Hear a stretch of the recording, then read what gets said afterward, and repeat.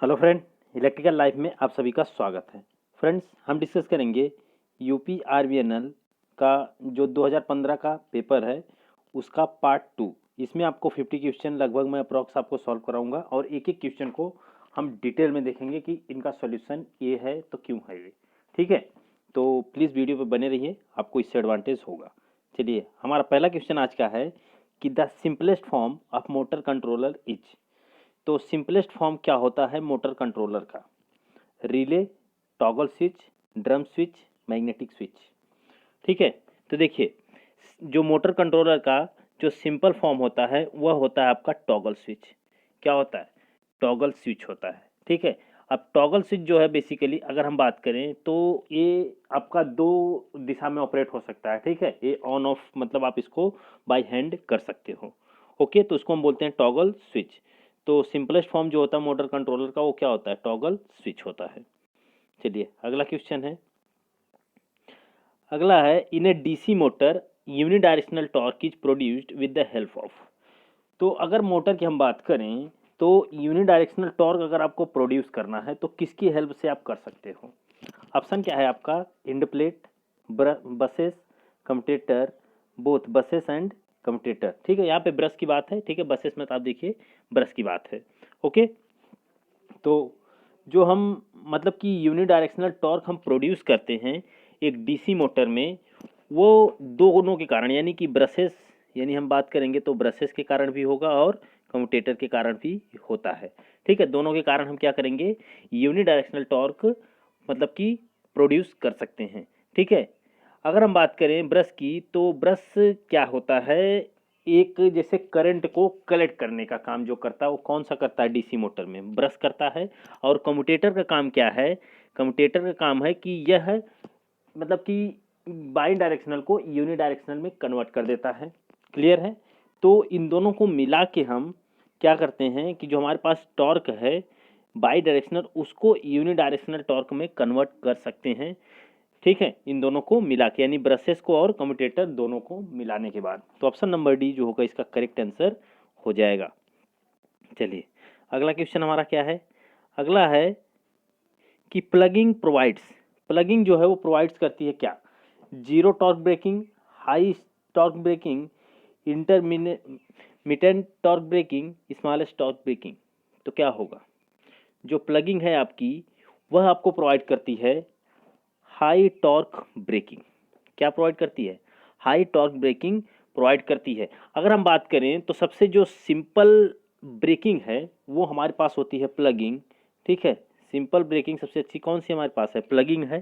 ठीक है, और इसमें हम क्या करते हैं कि जो आर्मेचर हमारे से जो मोटर है उसके आर्मेचर को हम क्या करते हैं मतलब अपोजिट कर देते हैं, जिससे मोटर की दिशा जो होती है वह घूमने के अपोजिट हो जाती है। सपोज इसमें क्या करते हैं, जो आर्मेचर हमारा होता है, सपोज आर्मेचर की करंट यहाँ से यहाँ फ्लो हो रही है तो हम इसके मतलब चेंज कर देंगे पोलरिटी को, ये पॉजिटिव टू निगेटिव हो जाएगी। तो इस कंडीशन से क्या होगा कि आपकी जो करंट, सपोज मोटर जो था इस दिशा में घूम रहा था, अब यह मोटर इस डायरेक्शन में घूमने लगेगा। ठीक है, और इसमें आपको क्या मिलता है? बहुत हाई स्टार्टिंग टॉर्क मिलता है। स्टार्टिंग टॉर्क जो होता है बहुत हाई होता है। ठीक है, तो अगर हम बात करें जो मोटर होता है जब ब्रेकिंग लगती है तो फिर वो कैसे काम करने लगता है? जनरेटर की तरह काम करने लगता है। जब हम किसकी बात करते हैं?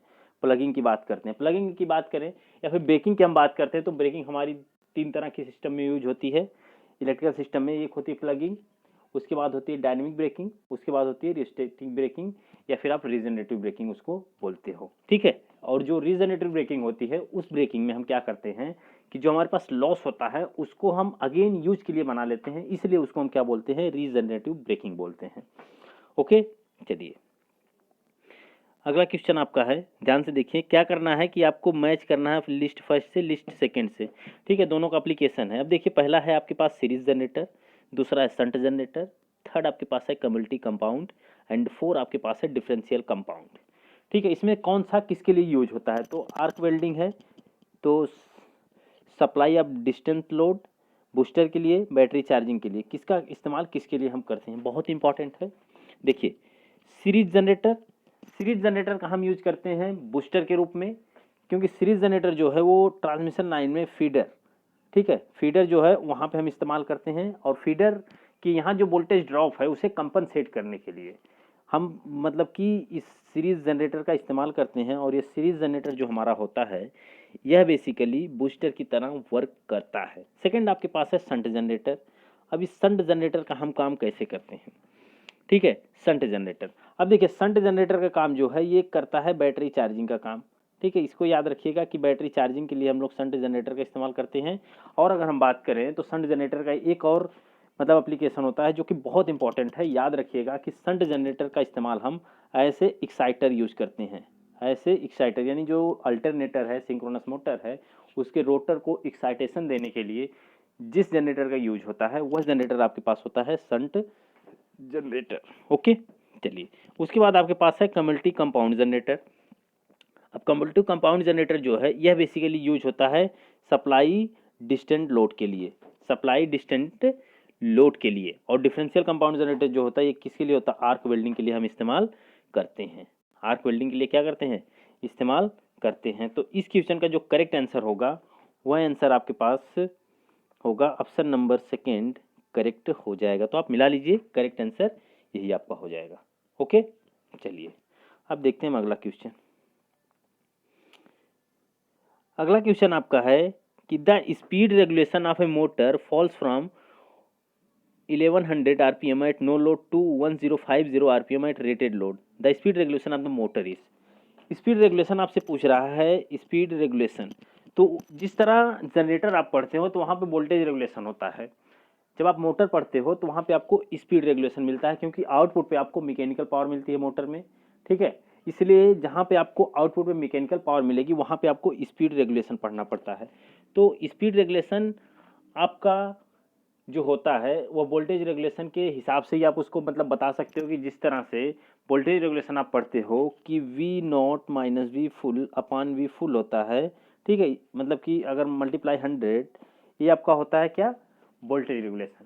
जब हम स्पीड रेगुलेशन पढ़ते हैं तो no load speed minus full load speed upon full load speed गुणे 100, ठीक है, यही हम कर देते हैं। तो आपको मिल जाता है ये स्पीड रेगुलेशन। ओके, तो स्पीड रेगुलेशन आपका ये होता है, और स्पीड रेगुलेशन ये फॉर्मूला है। अब इस फॉर्मूले में आप डायरेक्टली मान को रखो, आपकी वैल्यू निकल के आ जाएगी। अब नो लोड पे स्पीड आपकी कितनी दी है, 1000 आरपीएम दी है, सॉरी 1100 आरपीएम। और मतलब कि जब लोड फुल हो रहा है तो फिर कितना हो रहा है, 1050 आरपीएम हो रहा है, ठीक है। तो बस आपको कुछ नहीं करना है। अब स्पीड रेगुलेशन आप निकालेंगे तो कितना होगा, 1100 माइनस 1050 बटे 1050 गुणे 100 गुणे 100, ठीक।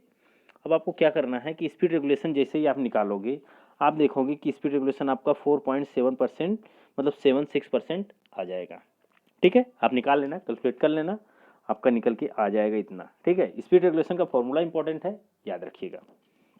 चलिए अगला क्वेश्चन है, अगला है the speed of a DC shunt motor with the increase in load. अगर हम शंट मोटर की बात कर रहे हैं, देखो शंट मोटर जो है बेसिकली हम इसको बात करते हैं कि इसकी स्पीड जो होती है वो कांस्टेंट होती है, बट थोड़ा सा इसमें डाउट है कि स्पीड कांस्टेंट नहीं होती है। जब आप लोड इंक्रीज करते हो तो इसकी स्पीड स्लाइटली क्या होती है, डाउन हो जाती है। स्लाइटली क्या होती है, डाउन हो जाती है, ठीक है। तो आपका जो रिड्यूस स्लाइटली यानी कि speed of DC shunt motor with the increase in load, अगर लोड आप इंक्रीज कर रहे हो तो डीसी शंट मोटर की स्पीड जो होगी वो क्या हो जाएगी, रिड्यूस हो जाएगी, ठीक है। तो अगर नो लोड की बात करें, जैसे जब भी आप इसका ग्राफ देखते हो ना, ग्राफ, ठीक है, तो ये मान लीजिए कि आपका मतलब कि ये स्पीड है मान लीजिए, ठीक है, करंट। और तो आप देखेंगे कि जब नो लोड है तो आपकी स्पीड ये रहती है, जैसे जैसे आपकी लोड बढ़ती है तो थोड़ा सा क्या होता है, स्पीड आपकी रिड्यूस हो जाती है, थोड़ी सी स्पीड क्या होती है, रिड्यूस हो जाती है। इसलिए हम कहते हैं कि जब हमारा लोड बढ़ता है तो स्पीड हमारी क्या होती है, इंक्रीज हो जाती है, ओके। वो सॉरी स्पीड हमारी डाउन हो जाती है। तो ऑप्शन नंबर 1 करेक्ट होगा इसका। चलिए अगला क्वेश्चन है, अगला है consider the following statement regarding a DC motor when the speed of a DC motor increase. DC motor की स्पीड अगर हम इंक्रीज कर रहे हैं तो back EMF decreases, current drawn increases, out of this which are the correct statement. अब ये क्वेश्चन क्या कह रहा है, consider the following statement regarding a DC motor. अब देखिए क्या है क्वेश्चन में कि स्पीड अगर इंक्रीज कर रहे हैं तो बैक ईएमएफ क्या हो रहा है, इंक्रीज हो रहा है, बैक ईएमएफ इंक्रीज हो रहा है। Consider the following statement regarding DC motor when the speed of motor increase. तो करेक्ट स्टेटमेंट आपसे पूछ रहा है, ठीक है, करेक्ट स्टेटमेंट। तो करेक्ट स्टेटमेंट आपकी क्या होगी कि back EMF decreases, current drawn increases. अब देखिए, अगर आप स्पीड बढ़ा रहे हो तो अगर हम बात करें ईबी बराबर जो होता है वो होता है P5ZN/60A, ठीक। अब देखिए इस क्वेश्चन में ही बोला है कि when the speed of DC motor increase, speed अगर इंक्रीज करेंगे तो ईबी जो होगा वो क्या होगा, इंक्रीज होगा, ठीक है। ईबी जो होगा वो क्या होगा, इंक्रीज होगा। उसके बाद सेकंड क्या है, current drawn increases, current drawn क्या होगा, इंक्रीजेस होगा। तो करंट की अगर हम बात करें डीसी मोटर में तो आई बराबर जो होता है वह होता है V-EB/RA। अब देखिए अगर एन बढ़ रहा है तो इसका मतलब है कि ईबी यानी बैक ईएमएफ बढ़ रहा है, बैक ईएमएफ बढ़ रहा है तो इसका मतलब है कि इनका जो मतलब कि अंतर है यानी इनका डिफरेंस वो घटेगा। अगर वो घटेगा, ध्यान से समझना, अगर वो घटेगा, इनका अंतर घटेगा, नहीं इनका अंतर बढ़ेगा क्योंकि आपका ये बढ़ रहा है, अच्छा हाँ इनका अंतर घटेगा तो ये भी क्या होगी, घट जाएगी, ये भी क्या हो जाएगी, घट जाएगी। तो अगर हम बात करें तो इसका करेक्ट आंसर जो होगा वह आंसर आपका होगा नाइदर वन नाइदर टू। इसमें दिया है ऑप्शन नंबर थर्ड, लेकिन ये सही नहीं है क्योंकि आप खुद समझ सकते हो कि ईवी बराबर अगर P5ZN/60A है तो यन अगर आप इंक्रीज कर रहे हो तो इसका मतलब है कि ईबी भी क्या होगा, इंक्रीज होगा। अगर आई बराबर बात करें तो V-EB होता है, तो ईबी अगर बढ़ेगा तो इनका डिफरेंस क्या होगा, घटेगा। अगर इनका डिफरेंस घटेगा तो आई भी क्या होगा, घटेगा। इसका मतलब है कि बैक ईएमएफ इंक्रीज होगा और करंट ड्रॉन क्या होगा, डिक्रीज होगा। लेकिन दोनों के दोनों स्टेटमेंट क्या है, गलत है, इसलिए neither one neither two, option number D जो होगा वो यानी 4 ऑप्शन ये करेक्ट होगा, ना कि थर्ड।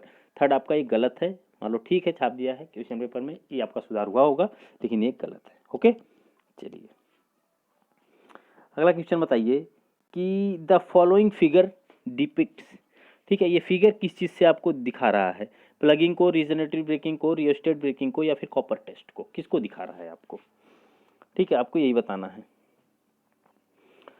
तो यह बेसिकली आपको किस मतलब कि कौन सी ब्रेकिंग आपको दिखा रही है, तो यह ब्रेकिंग आपको दिखा रहा है रियोस्टेट ब्रेकिंग।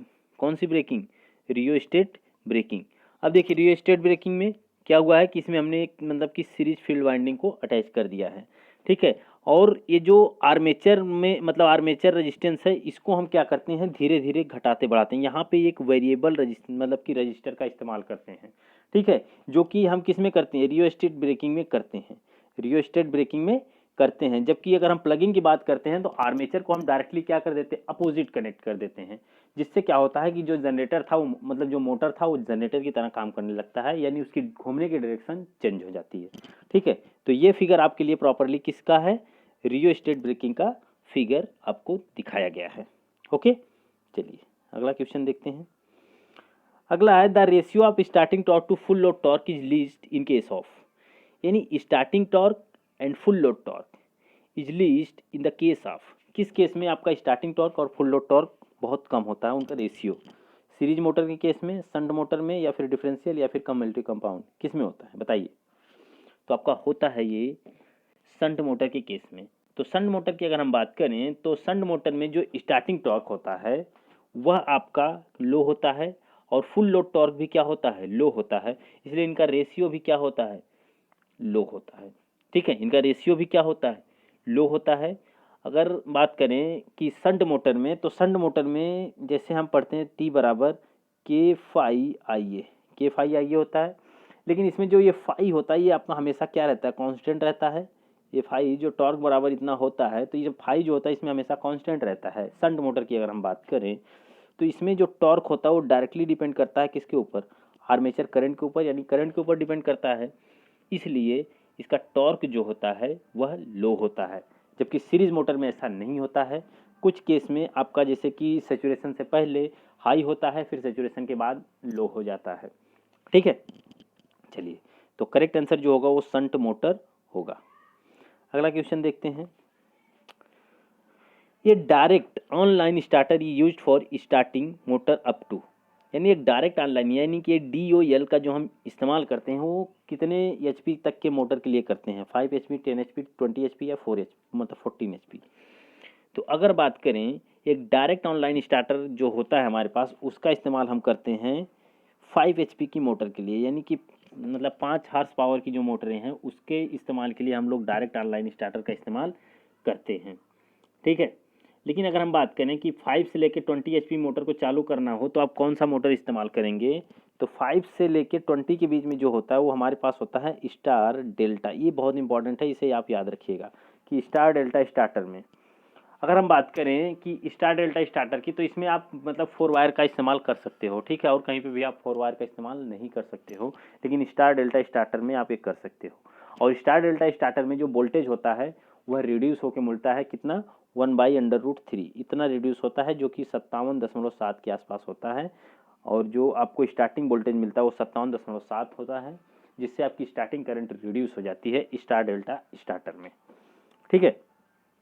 तो क्लियर है इतनी चीज़, तो याद रखें। और 20 मतलब कि जान जाओ कि अगर मान लीजिए आपके पास 20 HP से अधिक है, एबव 20 HP है कोई मोटर, तो फिर कौन सा स्टार्टर हम इस्तेमाल करेंगे, ठीक है। तो हम वहाँ पे यूज करते हैं ऑटो ट्रांसफार्मर, ऑटो ट्रांसफार्मर, ठीक है। ऑटो ट्रांसफार्मर जो स्टार्टर है वहाँ पे हम इस्तेमाल करते हैं, मतलब जहाँ पे मोटर की रेटिंग 20 HP से ऊपर होती है, ओके। चलिए अगला क्वेश्चन है हमारा। मान लीजिए कि star star power transformer is protected by A current transformer having. अब देखिए आपके पास एक पावर ट्रांसफार्मर है, इसको आप करंट ट्रांसफार्मर से प्रोटेक्शन, यानी प्रोटेक्शन की बात की गई है। तो जब हम प्रोटेक्शन की बात करते हैं तो वहाँ पे स्टार स्टार पावर ट्रांसफार्मर आपने यूज किया है, तो उसके बाद प्रोटेक्शन को पूरा करना है, तो करंट ट्रांसफार्मर आपकी कैसी वाइंडिंग होगी उसमें।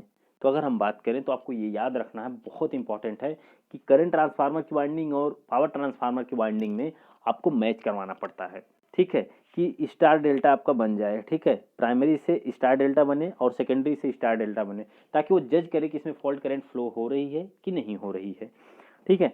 तो अगर आपका स्टार स्टार आपका पावर ट्रांसफार्मर है तो करंट ट्रांसफार्मर आपको हमेशा डेल्टा डेल्टा यूज करना पड़ेगा, ठीक है, delta delta delta delta use करना पड़ेगा, ठीक है। अब उस हिसाब से अगर हम बात करें तो स्टार स्टार है तो उसको आप डेल्टा डेल्टा यूज करोगे, ये तो क्लियर हो गया। अगर आप जान जाओ कि स्टार डेल्टा है, ठीक है, स्टार डेल्टा आपने पावर ट्रांसफार्मर यूज किया है, तो फिर करंट ट्रांसफार्मर की वाइंडिंग कैसी होगी, तो वो डेल्टा स्टार होगी, ठीक है, डेल्टा स्टार होगी, ठीक है। अगर ये आपका पावर ट्रांसफार्मर डेल्टा डेल्टा होता तो फिर जो करंट ट्रांसफार्मर की वाइंडिंग होती वो स्टार स्टार होती। तो याद रखना, उससे अपोजिट रखना, जैसे प्राइमरी में स्टार है तो करंट ट्रांसफार्मर की जो प्राइमरी होगी वो डेल्टा होनी चाहिए। अगर पावर ट्रांसफार्मर की सेकेंडरी स्टार है तो करंट ट्रांसफार्मर की सेकेंडरी को आपको डेल्टा रखना पड़ेगा, ठीक है, ताकि इन दोनों का कॉम्बिनेशन आपका बना रहे, ओके। तो आपका करेक्ट आंसर जो होगा option number B correct answer हो जाएगा। चलिए अगला क्वेश्चन हम देखते हैं। अगला है in a transformer minimum voltage regulation occurs when the power factor of the load is. अब देखिए मिनिमम वोल्टेज रेगुलेशन आपका अकर होगा किस कंडीशन में, तो मिनिमम वोल्टेज रेगुलेशन जो आपका अकर होता है वह लीडिंग नेचर में होता है। किस में होगा, यानी कि जब आपके पास कैपेसिटिव लोड की बात की जाएगी उस कंडीशन में आपके पास जो वोल्टेज रेगुलेशन होता है वो जीरो भी हो सकता है, माइनस होता है, यानी कम से कम वोल्टेज रेगुलेशन होता है, जो कि बहुत ही अच्छा होता है सिस्टम के लिए। तो आपको मिनिमम वोल्टेज रेगुलेशन चाहिए या फिर माइनस में चाहिए, जीरो चाहिए, तो फिर वो कौन सा होता है, लीडिंग नेचर में आपको मिलता है, ओके। चलिए अगला क्वेश्चन है।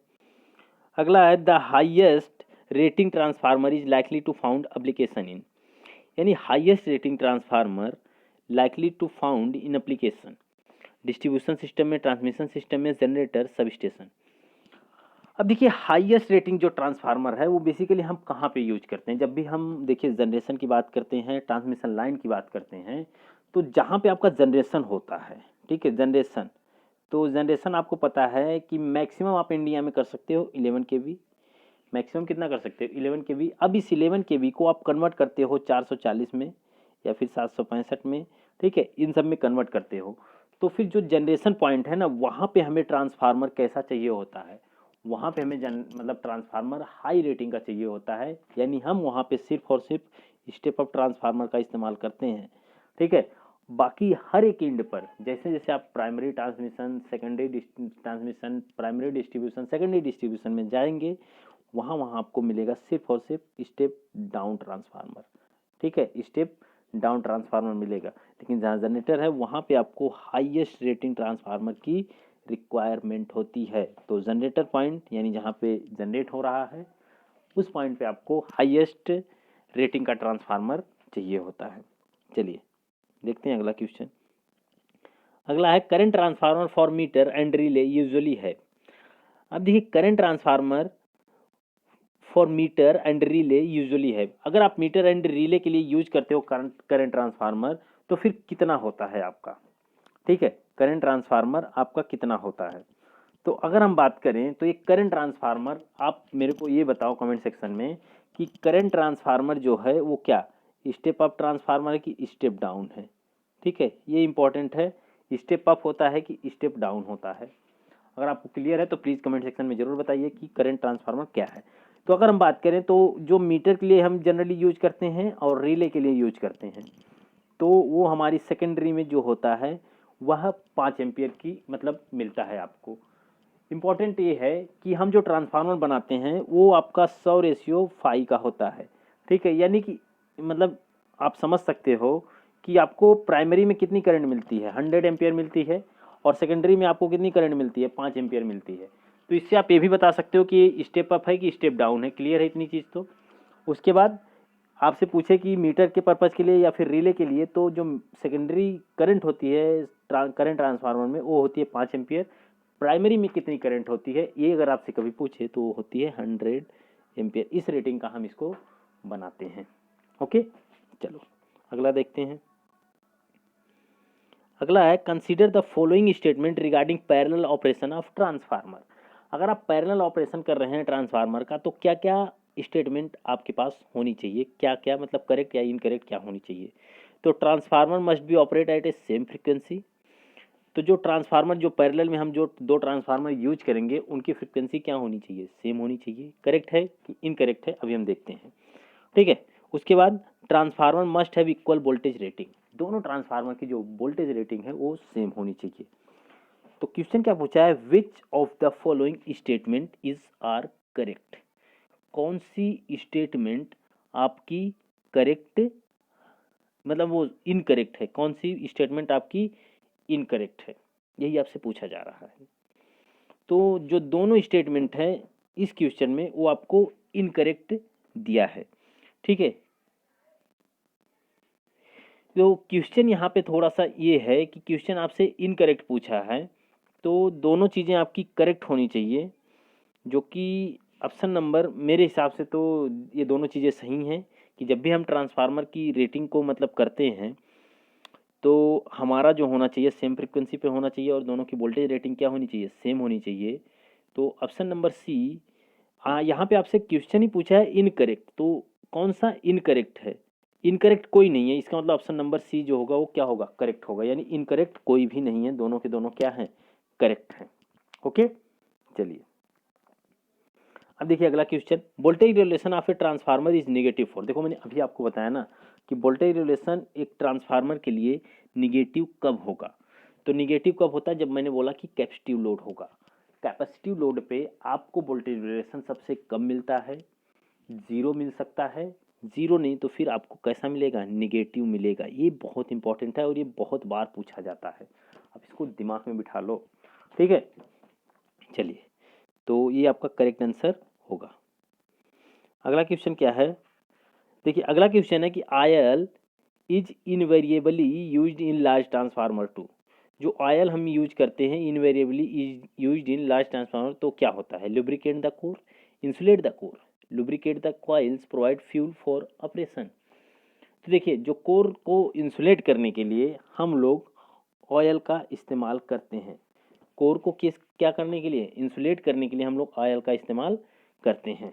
ठीक है, तो ऑप्शन नंबर सेकंड करेक्ट होगा। अगला है कि all day efficiency is the ratio of output to input. अब देखिए जो ऑल्ट एफिशिएंसी है ये ट्रांसफार्मर में हम पढ़ते हैं और पढ़ते हैं डिस्ट्रीब्यूशन ट्रांसफार्मर में। तो ये बेसिकली किसका रेशियो होती है आउटपुट और इनपुट में? तो आउटपुट में आपको मिलता है kilowatt hour during 24 hour, kilowatt hour during 24 hour. तो इसको जैसे कि किसी भी ट्रांसफार्मर की रेटिंग हम जो पढ़ते हैं वो केवीए में होती है, लेकिन जो ओल्ड एफिशिएंसी पढ़ते हैं वो बेसिकली हम पढ़ते हैं किलोवाट आवर में, कि आप कितने टाइम तक बिजली का इस्तेमाल कर रहे हो, यूज कर रहे हो। तो ओल्ड एफिशिएंसी डिस्ट्रीब्यूशन ट्रांसफार्मर में यूज होती है और इसको हम करते हैं kilowatt hour upon 24 hours. Okay, चलो अगला है the value of useful flux least depends on. तो वैल्यू ऑफ यूजफुल फ्लक्स, जो यूजफुल फ्लक्स होता है किस चीज़ पर सबसे कम डिपेंड करता है? देखो अब हम देखें तो अगर आप देखोगे तो जो आपके पास केवीए रेटिंग आप देखते हो पावर की, तो मिलता है 4.44 5 FN, ये मिलता है इस पर। अब देखिए केवीए रेटिंग जब आप पढ़ते हो तो बेसिकली ये आपका डिपेंड करता है सबसे ज़्यादा जो डिपेंड करता है वो करता है वोल्टेज पर, करंट के ऊपर और मैग्नेटिक मोटिव फोर्स के ऊपर। लेकिन सबसे लीस्ट जो डिपेंड करता है वो आपके पास होता है लोड के ऊपर, कि लोड घटाने से बढ़ाने से जो यूजफुल फ्लक्स है उसके ऊपर कोई खास प्रभाव नहीं पड़ता है। ठीक है, जो लोड आप घटा रहे हो बढ़ा रहे हो तो जो आपका यूजफुल फ्लक्स यानी कि लिंकेज फ्लक्स की बात कर रहे हैं, तो लिंकेज फ्लक्स आपका जो होता है वो ज़्यादा इफेक्टेड नहीं होता है लोड से। ओके, तो करेक्ट होगा थर्ड। चलिए अगला क्वेश्चन है कि ये part of primary winding also serve as a secondary winding in, यानी कि प्राइमरी वाइंडिंग जो है मतलब सर्व करती है सेकेंडरी वाइंडिंग के साथ एक ही में, वो कौन से ट्रांसफार्मर में होता है? पोटेंशियल में, ऑटो में, करंट में या फिर ऑल टाइप ट्रांसफार्मर में? तो देखिए जितने भी ट्रांसफार्मर होते हैं उसकी प्राइमरी वाइंडिंग और सेकेंडरी वाइंडिंग दोनों सेपरेट होती हैं, बीच में ये कोर लगा रहता है और प्राइमरी वाइंडिंग और सेकेंडरी वाइंडिंग का रेजिस्टेंस जब भी आपसे पूछता है तो ये होता है इनफाइनाइट, ये भी याद रखना है आपको। ठीक है, प्राइमरी और सेकेंडरी के बीच का जो रेजिस्टेंस होता है वो इनफाइनाइट होता है। अब ये लेकिन आपसे बोल रहा है कि जो प्राइमरी वाइंडिंग है ये आल्सो सर्व कर रही है सेकेंडरी वाइंडिंग के साथ, तो ये किस में होता है? ये आपका होता है ऑटो ट्रांसफार्मर में। ठीक है, ऑटो ट्रांसफार्मर में ये चीज़ होती है। ओके, तो करेक्ट आंसर आपका होगा ऑप्शन नंबर सेकेंड। चलिए अगला है कि burden of current transformer is usually expressed in. अब देखिए बर्डन का मतलब होता है कि किसी ट्रांसफार्मर के ऊपर कितना बोझ है। ठीक है, बर्डन का मतलब क्या होता है कि नहीं कहते वर्क बर्डन है, मतलब काम का बहुत बोझ है आपके ऊपर, तो बर्डन का मतलब होता है बोझ। अब किसी ट्रांसफार्मर पे जो बर्डन होता है वह डिपेंड करता है कि उसकी रेटिंग कितना है, यानी वोल्ट एम्पियर रेटिंग के ऊपर डिपेंड करता है। ठीक है, तो जब भी आपसे पूछे कि बर्डन करंट ट्रांसफार्मर के लिए जो एक्सप्रेस किया जाता है वो किस में किया जाता है, तो वोल्ट एम्पियर में किया जाता है। ठीक है, वोल्ट एम्पियर में किया जाता है। ओके, चलिए अगला क्वेश्चन है, अगला है in a transformer the magnitude of mutual flux is. तो म्यूचुअल फ्लक्स यानी म्यूचुअल फ्लक्स उस फ्लक्स की हम बात करेंगे कि जो प्राइमरी फ्लक्स यानी प्राइमरी वाइंडिंग का फ्लक्स सेकेंडरी वाइंडिंग से जाके लिंक कर जाए, तो उसको हम बोलते हैं म्यूचुअल फ्लक्स। ठीक है, अब देखिए ये कैसे है, varies at low load and constant at high load, low at low loads and high at high loads, या high at low loads and low at high loads. देखो इसमें क्या है कि जो म्यूचुअल फ्लक्स का मैग्नीट्यूड होता है, मैंने आपको कहा म्यूचुअल फ्लक्स मतलब वो फ्लक्स जो यूजफुल है, जो आपको बना रहा है, जो लिंकेज का काम कर रहा है, जो मतलब कि आपका खराब नहीं हो रहा है, मतलब यूजलेस नहीं है। ठीक है, लीकेज फ्लक्स नहीं है। तो यूजफुल फ्लक्स यानी म्यूचुअल फ्लक्स, और म्यूचुअल फ्लक्स जो होता है वो लोड के ऊपर डिपेंड नहीं करता। मैंने बोला था अभी क्वेश्चन में आया था कि लीस्ट डिपेंड करता है इसके ऊपर। तो इसका मतलब है कि सेम एट ऑल लोड, यानी लोड आपके पास चाहे वेरी करो, चाहे घटाओ, चाहे बढ़ाओ, लेकिन आपका फ्लक्स यानी जो म्यूचुअल फ्लक्स है वो आपका चेंज नहीं होगा, वो फ्लक्स आपका सेम रहेगा। ओके, चलिए अब देखिए अगला क्वेश्चन है कि the smallest among the given transformer is, यानी कि कौन सा ट्रांसफार्मर इसमें सबसे स्मॉलेस्ट होगा, यही आपसे पूछा जा रहा है। सबसे स्मॉलेस्ट ट्रांसफार्मर आपके पास कौन सा होगा? अब देखिए मैंने कहा है कि मैंने ये चीज़ आपको एक चीज़ क्लियर रखना है कि जितने भी ट्रांसफार्मर होते हैं वो फ्रीक्वेंसी के ऊपर डिपेंड करते हैं। ठीक है, अब देखिए इनकी जो साइज को अगर हम लेके मैटर बात करें कि जो स्मॉलेस्ट ट्रांसफार्मर कौन सा होता है, तो सबसे स्मॉलेस्ट ट्रांसफार्मर वही होता है जिसकी फ्रीक्वेंसी बहुत हाई होती है, ठीक है। यानी अगर आप फ्रीक्वेंसी लो रखते हो तो फिर ट्रांसफार्मर की साइज़ आप मान के चलो कि इंक्रीज होगी। अगर आप फ्रीक्वेंसी क्या करते हो, कम रखते हो, यानी फ्रीक्वेंसी आप क्या रखते हो, कम रखते हो, तो साइज़ आपकी इंक्रीज होगी। और फ्रीक्वेंसी आप ज़्यादा रखते हो तो साइज़ आपकी क्या होगी, डिक्रीज होगी। तो 2 kVA सब में दे रखा है, आप ध्यान से देख रहे हो। तो 500, 200, 50, 700, तो सबसे ज़्यादा फ्रीक्वेंसी किसकी है, 700 की है। तो जो मतलब स्मॉलेस्ट ट्रांसफार्मर होगा वो उसकी फ्रीक्वेंसी सबसे हाई होगी, यानी 700 वाला। तो ऑप्शन नंबर 4 करेक्ट होगा। ऑप्शन नंबर 4 क्या होगा, करेक्ट आंसर हो जाएगा। देखिए, ये tap changer is used on a transformer for adjustment in. अब देखिए, जो टैप चेंजर का हम इस्तेमाल करते हैं, टैप चेंजर का मतलब इस्तेमाल हम करते हैं, तो एक चीज़ याद रखिए कि टैप चेंजर का हम इस्तेमाल हमेशा HV वाइंडिंग पे करते हैं, ठीक है। अब इसमें ऑप्शन जो दिया है वो primary voltage, secondary voltage, both primary और सेकेंडरी, बट ऐसा ऑप्शन अगर आपके पास बना है तो आप सेकेंडरी वोल्टेज बोलोगे, ठीक है, सेकेंडरी वाइंडिंग में। लेकिन हमेशा हम जो टैप चेंजर का इस्तेमाल करते हैं, यह टैप चेंजर आपका होता है हाई वोल्टेज साइड में। लो वोल्टेज साइड में हम कभी भी इसका इस्तेमाल नहीं करते हैं, इसका हमेशा हाई वोल्टेज साइड में हम इसका इस्तेमाल करते हैं, ठीक है। तो सेकेंडरी साइड में आपका ये इस्तेमाल होगा। चलिए अगला क्वेश्चन, अगला है ferrites core are used in high frequency transformer because it has. तो फेराइड्स कोर हम यूज करते हैं हाई फ्रीक्वेंसी ट्रांसफार्मर में, इसका कारण क्या है, low resistance, high permeability, low permeability, ठीक है। तो इसका इस्तेमाल करने का कारण होता है कि जो फेराइड्स होते हैं ये नॉन मैग्नेटिक मटेरियल होते हैं, याद रखिएगा, ठीक है। सॉरी, ये मैग्नेटिक मटेरियल होते हैं, लेकिन इनका रेजिस्टेंस जो होता है वो क्या होता है, हाई होता है। इनका रेजिस्टेंस क्या होता है, हाई होता है, और इनकी रेजिस्टिविटी भी क्या होती है, हाई होती है। क्लियर है। तो आपका करेक्ट आंसर जो होगा ऑप्शन नंबर बी यानी सेकंड करेक्ट हो जाएगा। चलिए अगला क्वेश्चन है कि ये transformer having a turns ratio 1:5 and a resistance of 1000 ohm is connected across the secondary terminal, the resistance to the current flowing in the primary will be. तो resistance आपका primary में कितना होगा, अब से यही बोला जा रहा है। अब ध्यान से समझो कि क्वेश्चन क्या है कि आपका जो टर्न्स रेशियो यानी N1 और N2 ये आपको दिया 1:5 दिया हुआ है।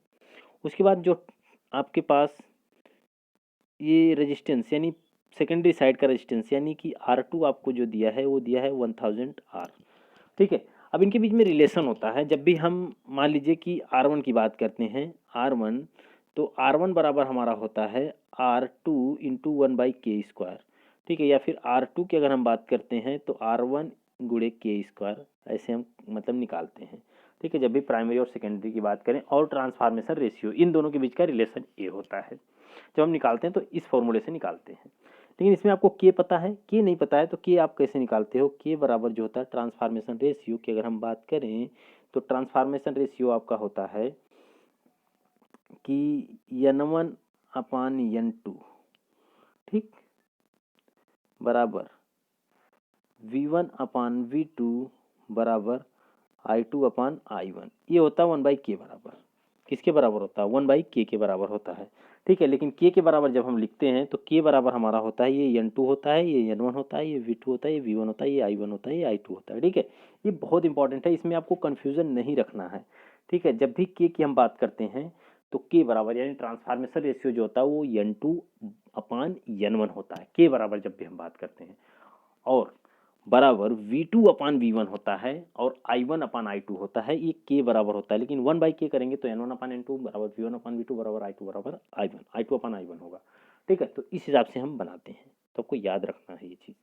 तो अगर आप ध्यान से देखें तो R1 बराबर हम करेंगे R2 गुणे 1/k², तो R2 कितना दिया है, R2 आपको दिया है 1000 गुणे 1/k का मतलब कितना होता है, 1/5 कर दो, 1/5 कर दो, 1/5 करेंगे तो k² है तो ये 5k² हो जाएगा, ठीक है।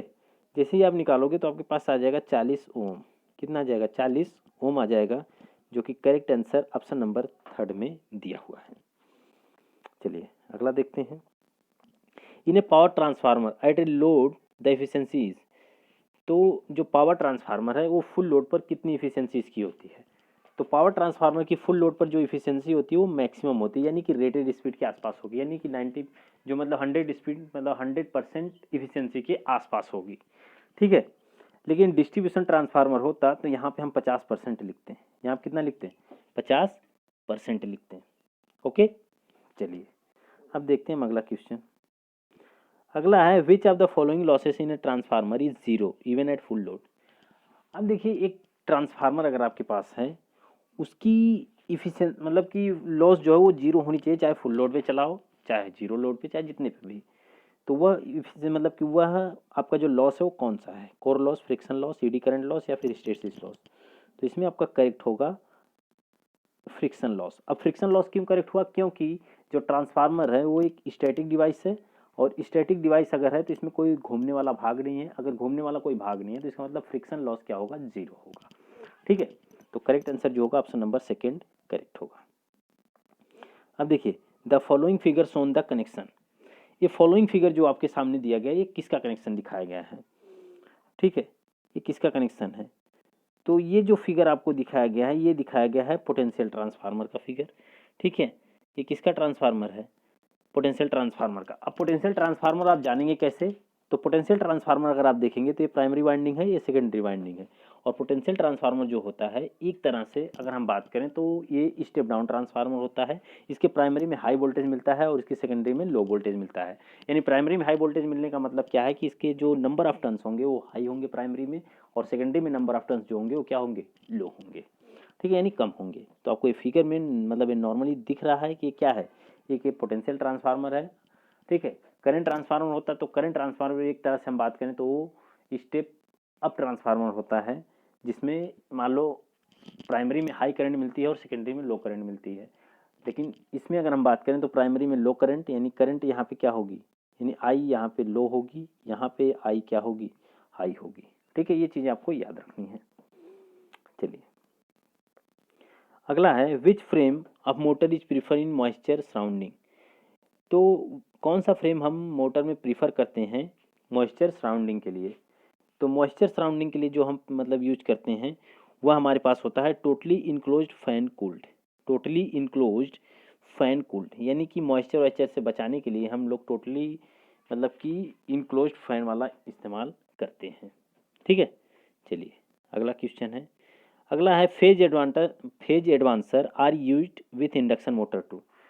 तो फेज एडवांसर का हम इस्तेमाल करते हैं इंडक्शन मोटर में किसके लिए, तो ये हमारा होता है improve the power factor, improve the power factor, शक्ति गुणक को बढ़ाने के लिए हम लोग फेज एडवांसर का इस्तेमाल करते हैं। और फेज एडवांसर हमारा कुछ नहीं होता, एक नो लोड पर मतलब काम करने वाला सिंक्रोनस मोटर होता है जो कि ओवर एक्साइटेशन की अवस्था में काम करता है, ओके।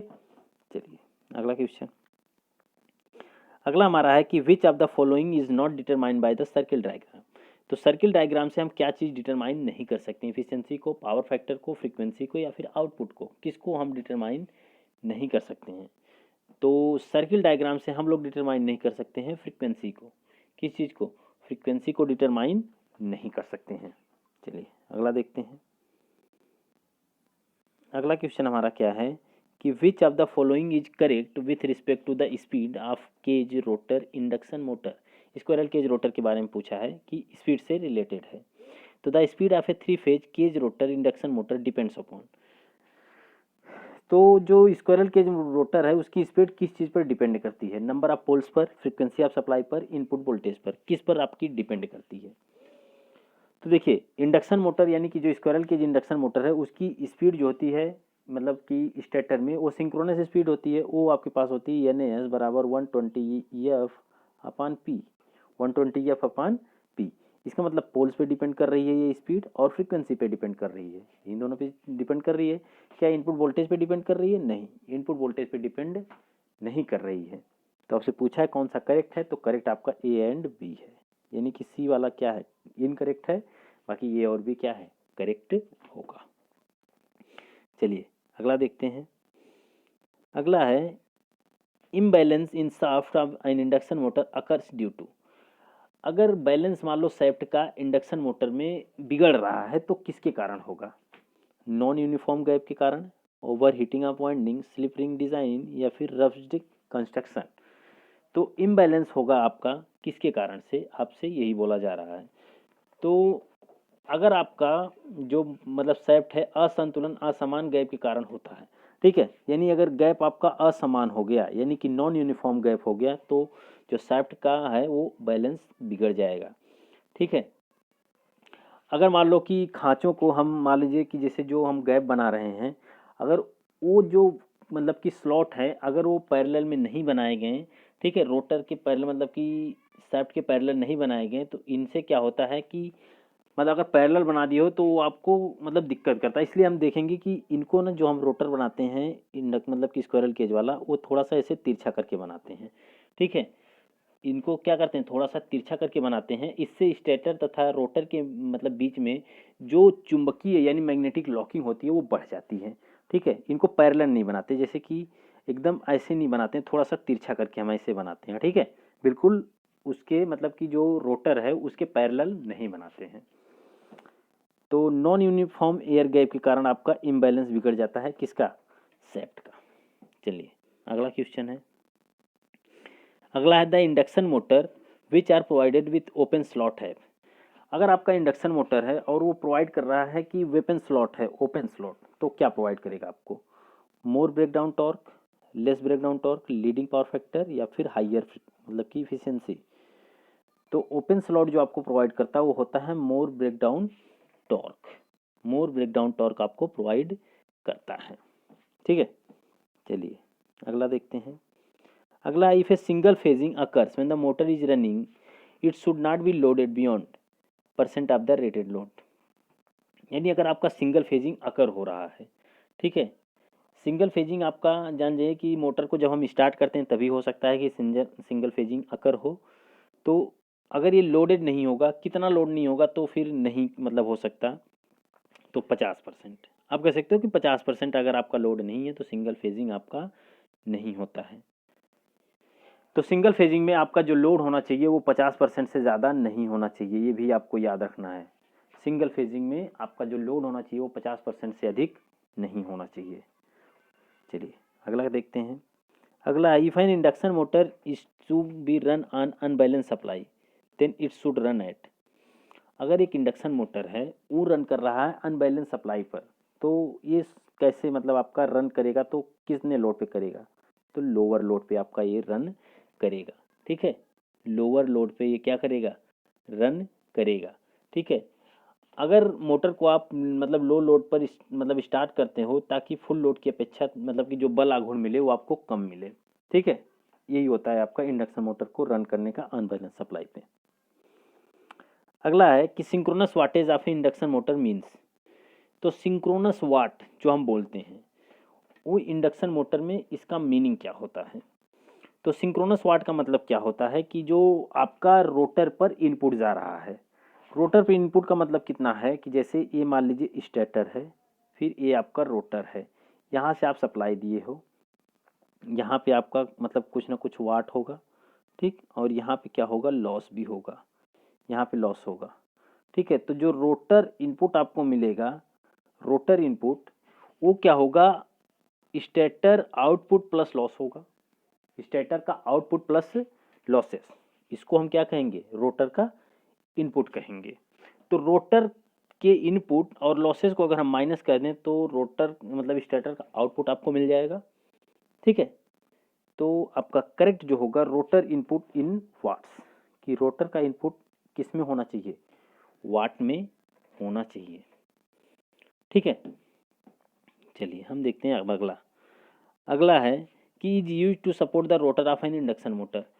इंडक्शन मोटर का जो रोटर है उसके सपोर्ट के लिए हम कौन सी बियरिंग का इस्तेमाल करते हैं, क्वेश्चन यही है, तो आपको ज़्यादातर मतलब यही आंसर मिलेगा, बाल बियरिंग, तो बहुत बड़ा नहीं है, इसको आप याद रखिएगा।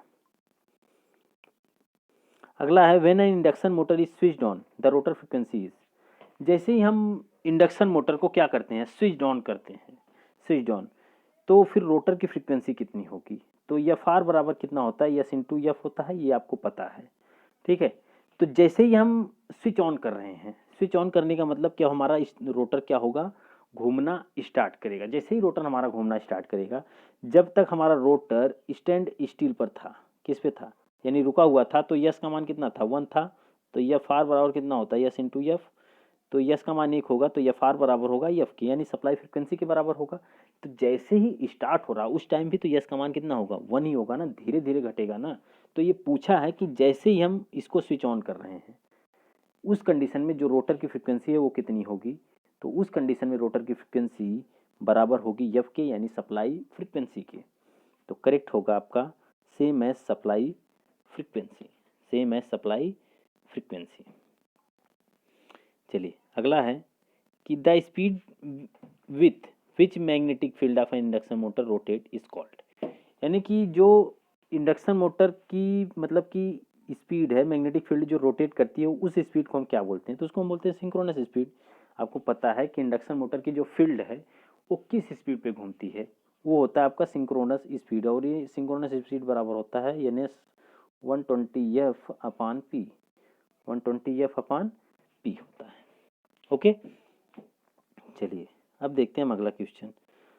अगला है which of the following statement is incorrect regarding an universal motor, which of the following statement is incorrect regarding a universal motor, its direction of rotation can not be reversed by the reversing the polarity of its power supply. Second है it is design for commercial frequency range 0 to 60 Hz. It is usually built into the device it drive. It built in small size up to 0.5 kilowatt. Question क्या कह रहा है कि universal motor के संबंध में कौन सा कथन गलत है, यूनिवर्सल मोटर के संबंध में कौन सा कथन आपका गलत है। तो देखिए अगर हम बात करें कि यूनिवर्सल मोटर की, तो एक वह मोटर जो एसी एंड डीसी सप्लाई दोनों पे काम करता हो, वो आपका क्या होता है, और लगभग सब मतलब कि दोनों मतलब एसी हो डीसी हो दोनों पर इसकी स्पीड क्या होनी चाहिए, समान होनी चाहिए। और इसका प्रयोग घरेलू उपकरणों में हम करते हैं। यूनिवर्सल मोटर के घूमने की दिशा आर्मेचर या फील्ड वाइंडिंग में किसी एक में धारा की दिशा को रिवर्स करके बदला जा सकता है। अब देखिए क्वेश्चन क्या है कि इनकरेक्ट कौन सा है, तो यूनिवर्सल मोटर में अगर आपको डायरेक्शन चेंज करनी है तो आर्मेचर टर्मिनल को चेंज कर दो या फिर फील्ड टर्मिनल को चेंज करो, दोनों में से किसी एक को, दोनों को नहीं किसी एक को। तो ये क्या है कि it's direction of rotation can not be reversed by reversing the polarity of its power supply.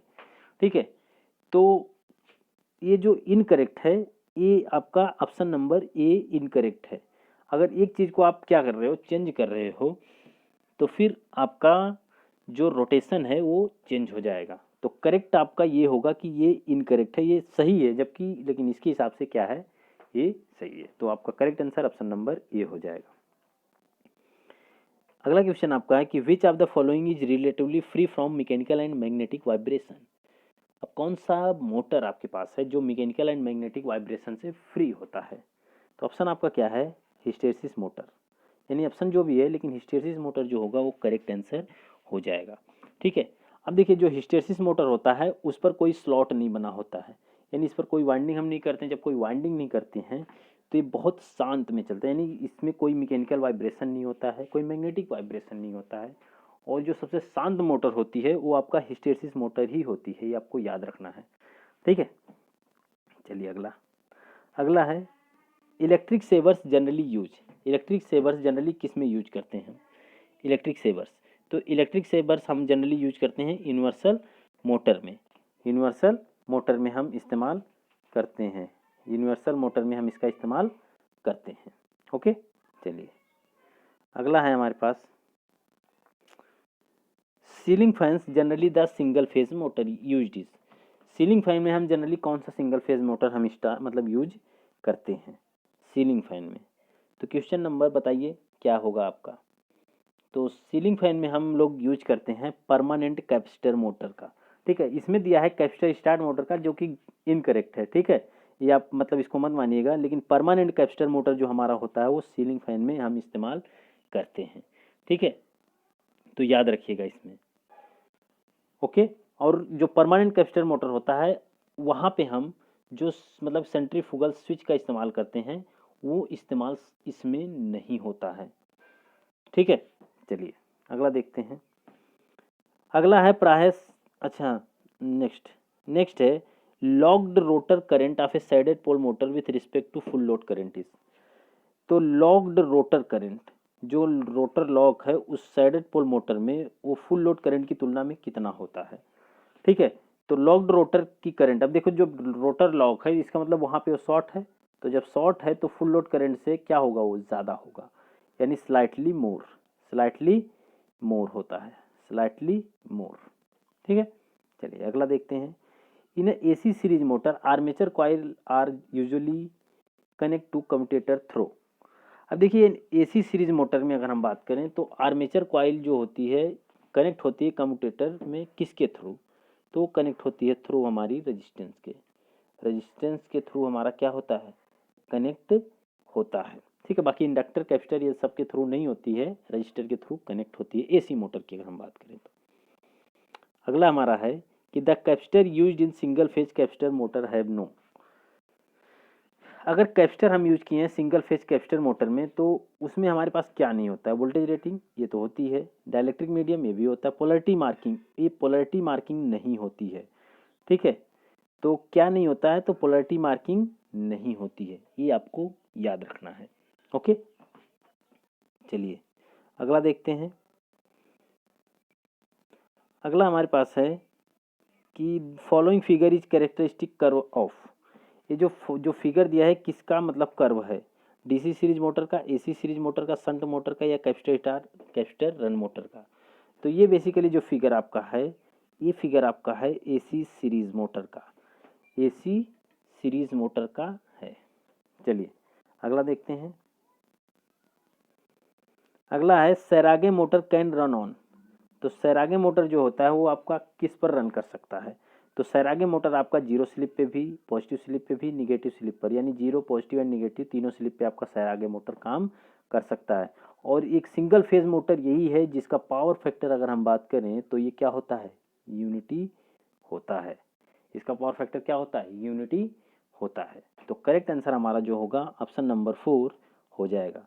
तो आज के लिए हमारा ये क्वेश्चन कंप्लीट हुआ। नेक्स्ट वीडियो में हम फिर लेके आएंगे क्वेश्चन।